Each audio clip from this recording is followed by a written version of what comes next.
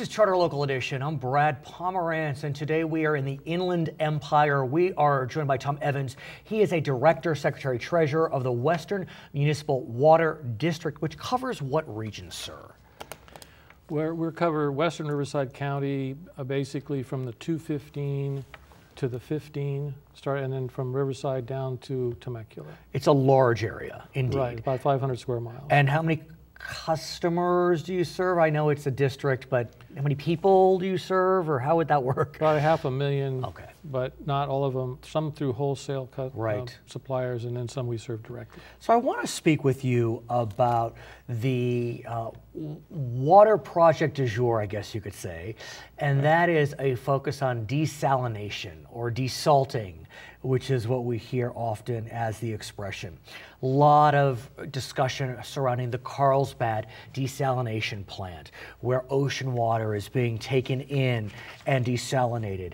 Santa Barbara is bringing one back online. Cambria has one. Huntington Beach. There's a lot of discussions about desalination of ocean water. But here in the Inland Empire, there's something that's a little different. We're not desalinating ocean water. In Chino, we are desalting what? We're desalting brackish groundwater. Explain. And it's underground aquifer of water that has become salty primarily because of the agricultural activity in the area. There were a lot of dairies. Okay. And so the result of those cows and Is that waste? And right, and it got into the ground, it gets pricked, and so the water becomes salty. And that's an issue unique to this region. I think about the Central Valley, for example. They got lots of dairies, presumably, but I'm not aware of desalting in those areas. There's not a lot of in that area. Now, the water may be lower, deeper, I see. And so it hasn't become affected. Actually, I don't know. No, but that would make sense. I mean, and I would think about what's going on in the Central Valley. I mean, they're having to go deeper and deeper to even get groundwater. Right. So what you describe is intuitive, and I appreciate that. So Chino has had a relatively small desalting plant online since?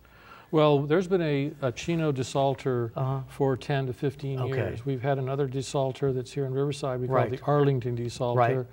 That's been operating for about 20. Okay. But because of the desire to expand our local water resources, we are doubling the size of the desalter in Chino to the point where we can produce 20 to 30,000 acre feet of water from that area. And as I understand, 1 acre feet will cover 2 families a year. Did I say that right? Approximately, yeah. So that's a nice bump.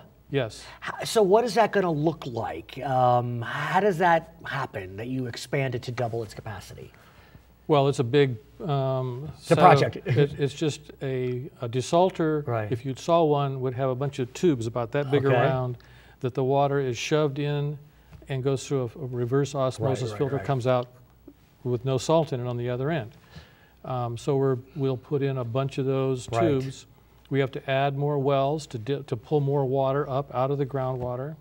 Do we have the groundwater to pull up? Yes. We've had a drought for a few years. No, it's there. Okay. And actually, the Department of Water Resources wants us, the State Water Quality Control Board wants this done because the groundwater is getting too salty. So we need to produce this water. Are there still dairies there? There may be one. So why is it we're still seeing that, the saltiness? Because it's there. It's There's already no place there. for it to go. I understand. So you don't need to add more salt. And we don't want it to go into the Santa Ana River. Right. Because it will be salty. So we've had these wells installed to produce water, but we now have the opportunity to expand that. So how are you getting this water to its ultimate source? Because if you're doubling capacity, do you need more pipelines? Yes, in some cases, well, there are other water agencies that have access, but in Western's case, we're building another pipeline from that area across the Santa Ana River and up through southern Riverside. Now, mind you, the Santa Ana River you reference is not in Santa Ana.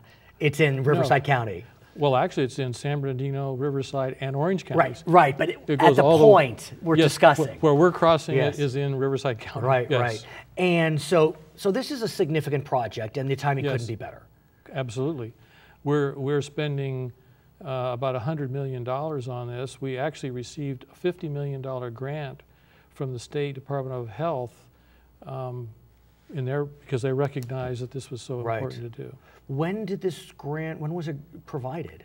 Approximately 2 years ago. So in the middle of the crisis, you were able to obtain these funds, and the other $50 million, was there a match, or did you turn to ratepayers? No, that's coming from customers. But in the final analysis, one would believe that this would be a long-term benefit. You can amortize the cost appropriately. Yes, absolutely. I want to shift gears, if I may, and talk about what could be around the corner.